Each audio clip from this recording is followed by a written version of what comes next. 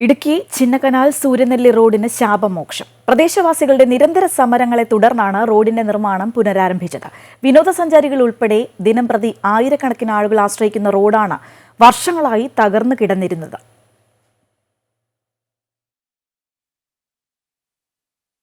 തെക്കിന്റെ കാശ്മീരായ മൂന്നാറിലെ പ്രധാന വിനോദസഞ്ചാര കേന്ദ്രമാണ് ചിന്നക്കനാൽ സൂര്യനെല്ലി മേഖല. ദിനംപ്രതി ആയിരക്കണക്കിന് വിനോദസഞ്ചാരികൾ എത്തുന്ന ഈ മേഖലയിലേക്ക് ഗതാഗതയോഗ്യമായ റോഡില്ല.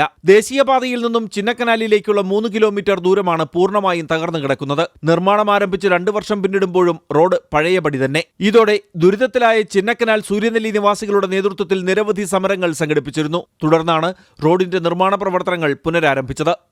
എത്രയും വേഗം തന്നെ ഈ ഒരു റോഡ് സഞ്ചാരയോഗ്യമാക്കി ഞങ്ങൾക്കെല്ലാവർക്കും ഈ ഒരു ദുരിതയാത്ര അവസാനിപ്പിക്കാനായിട്ട് വേണ്ടപ്പെട്ട അധികാരികൾ എത്രയും വേഗം അത് പൂർത്തീകരിക്കാനായിട്ട് ശ്രദ്ധിക്കുക.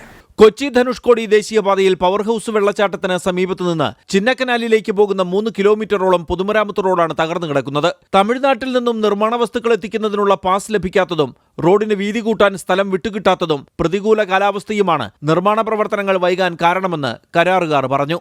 അമൃത ന്യൂസ്, ഇടുക്കി.